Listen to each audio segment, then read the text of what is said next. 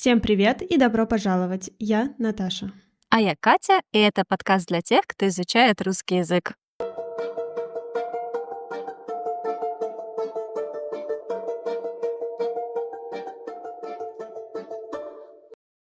Как говорится, к хорошему быстро привыкаешь.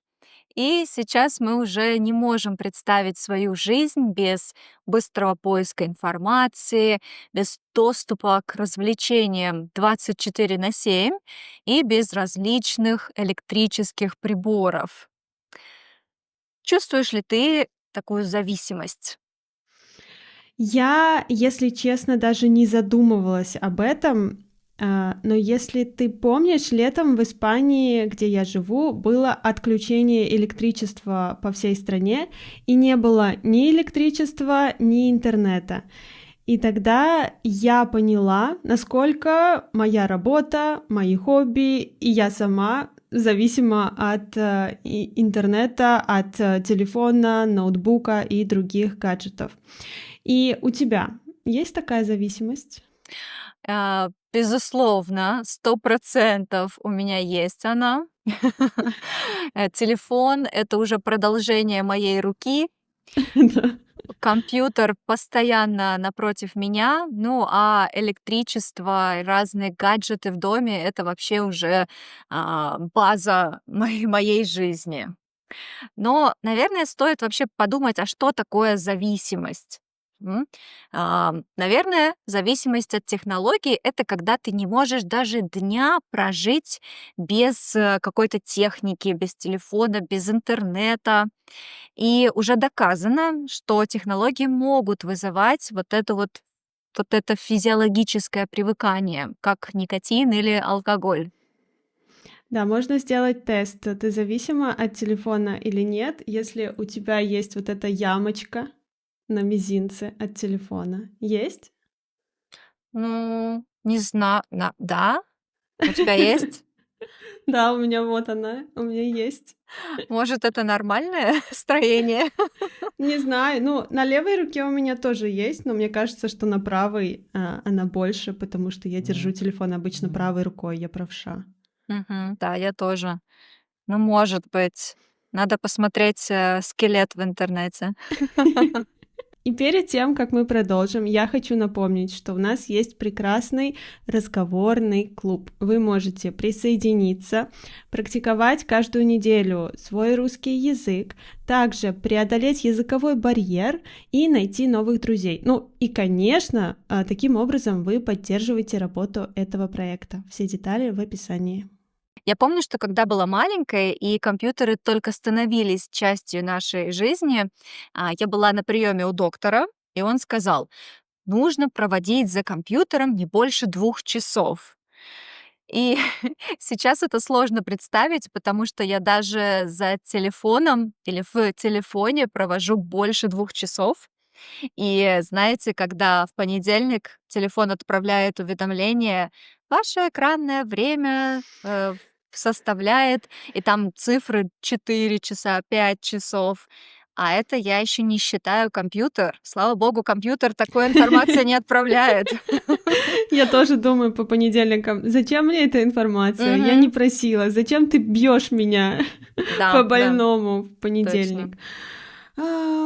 Да, мое экранное время сейчас меньше, чем раньше, но все равно я очень много времени провожу в телефоне.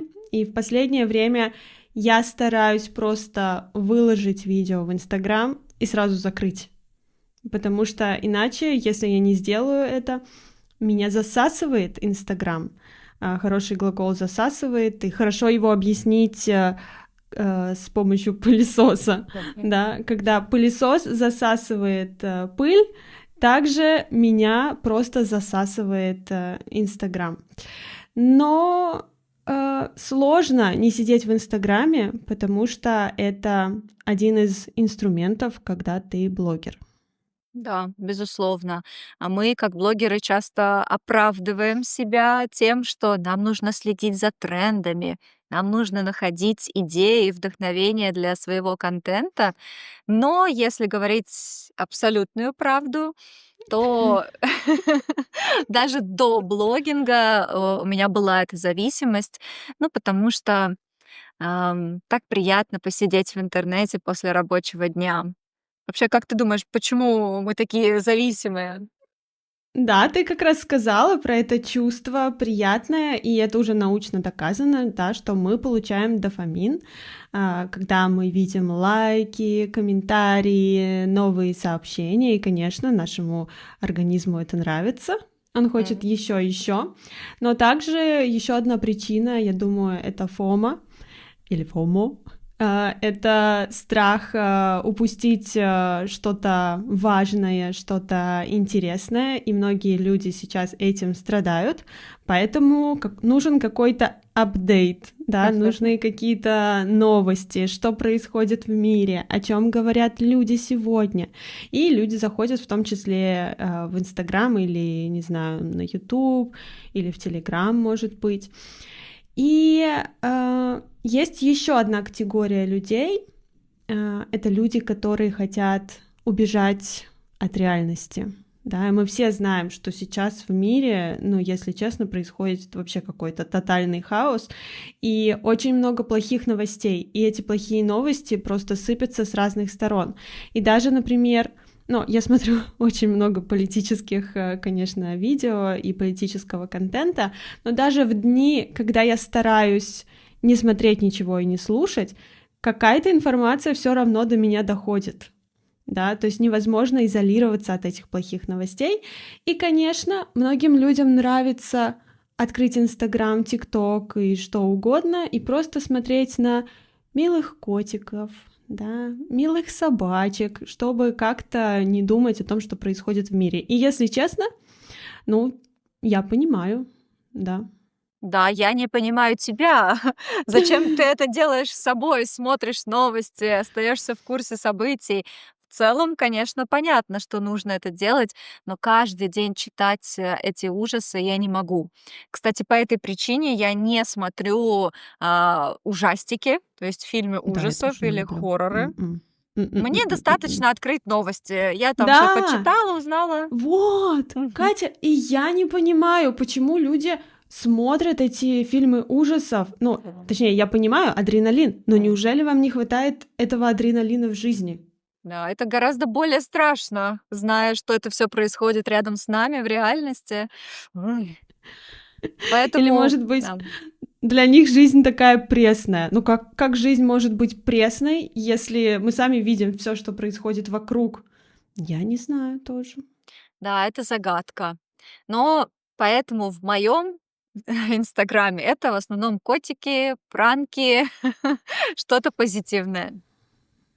Да, кстати, в моем тоже я так настроила алгоритм, что там почти нет политического контента, он весь на Ютубе. И, конечно, и здесь в подкасте, и на своем YouTube-канале я никак не освещаю политические события, потому что это слишком спорная и слишком больная тема.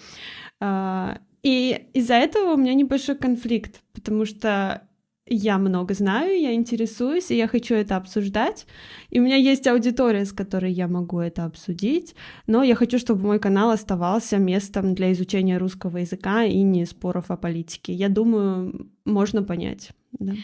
Да, на самом деле это действительно дилемма, я думаю, для всех блогеров, преподавателей русского языка сейчас, потому что и многие подписчики хотят знать твое мнение об этом. И это действительно тема, о которой хочется говорить и о которой нужно говорить. Но с другой стороны, мы знаем прекрасно, какую волну негатива это вызовет, и обойтись без споров, без критики, без хейта просто не получится, и тогда уже начинаешь думать о своем психологическом здоровье и Да. насколько тебе это нужно. Ну, я видела, некоторые преподаватели хайпуют.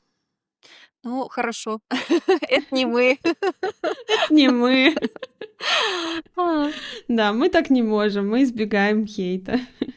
Хорошо, ладно, давай вернемся к теме зависимости. Да.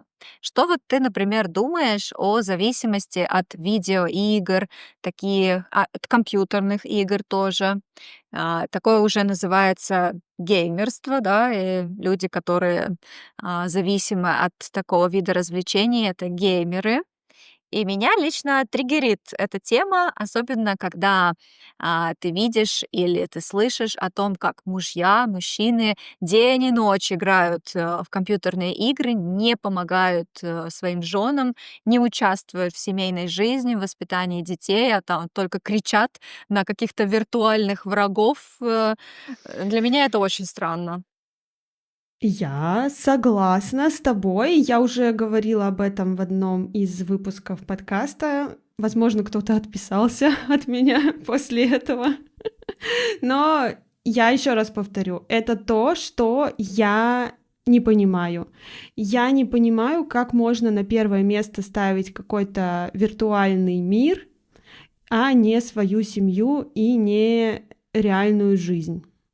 Это, ну, как ты сказала, они кричат на тех, кто их прерывает. Даже в каких-то семьях просто жена, она там подносит ему еду, когда он там сидит, играет. От меня бы никто не получил еду, если ты сидишь, играешь и на меня кричишь. Что это такое? Какое-то уважение к себе нужно иметь, наверное. Я Мгм. не знаю. Странно. Да, да, я согласна, что это странная концепция такого поведения.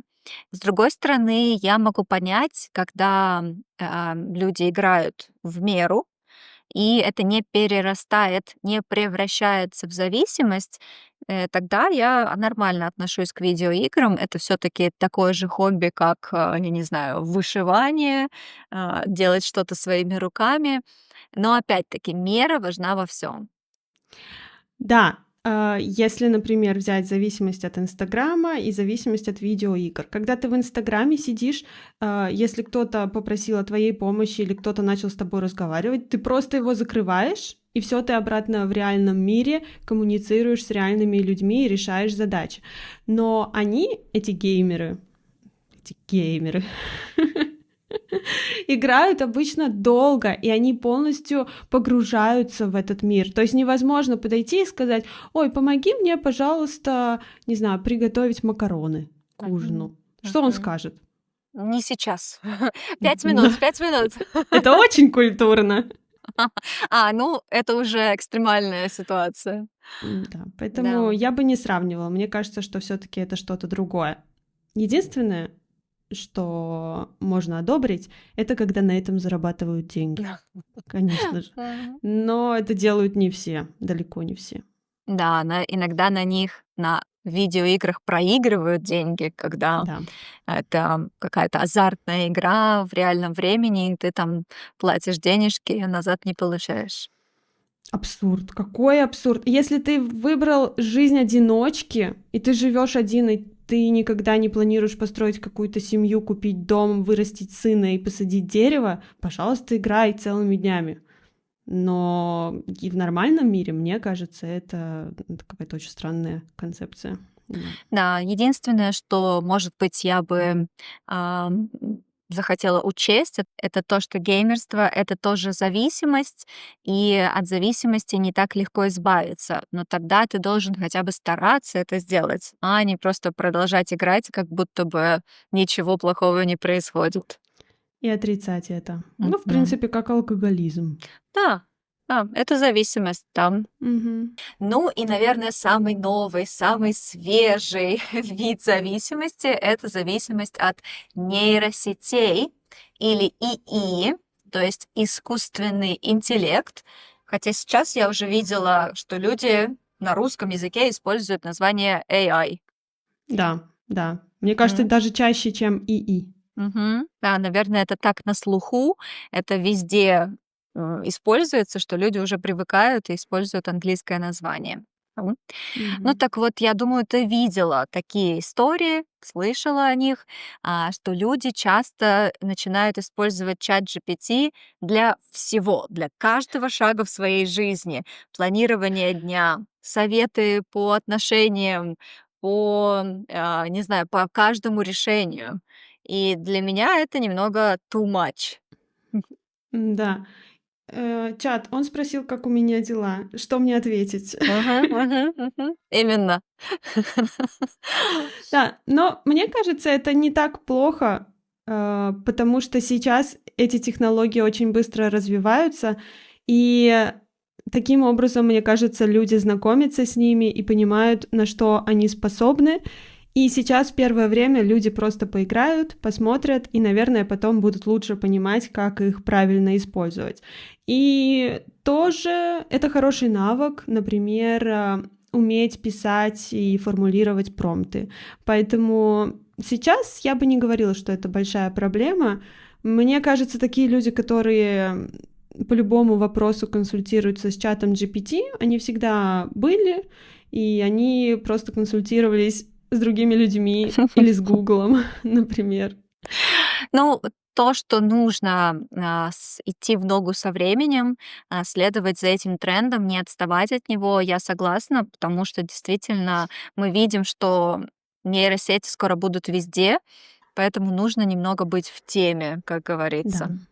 Ну и, кстати, про то, что нейросети везде, меня так бесит, что теперь почти на каждом сайте, в каждом приложении все время есть этот поп-ап, это информация. Используйте наши инструменты нейросетей. Хватит, пожалуйста, не везде это нужно. Да, например, вы можете слушать наш подкаст или смотреть наш подкаст на Ютубе с субтитрами, который все еще ведут реальные люди, не аватары.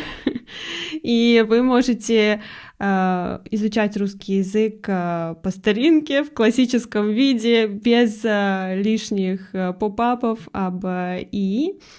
Да, но я думаю, что в будущем мы, конечно, будем делать все больше и больше выпусков о новых технологиях, да, потому что кажется, что просто каждый год какое-то немыслимое количество и приложений, и каких-то функций, и сайтов, и того же ИИ. Поэтому будем держать вас в курсе, как это называть по-русски. Да. Вопрос недели. Есть ли у вас зависимость от технологий? И если есть, как вы с ней боретесь? Спасибо, что прослушали или просмотрели этот выпуск до конца. Становитесь патронами нашего подкаста, получайте скрипт каждого эпизода, доступ к закрытой группе в Телеграме, а также место в разговорном клубе. Все детали в описании. Пока-пока. Пока-пока.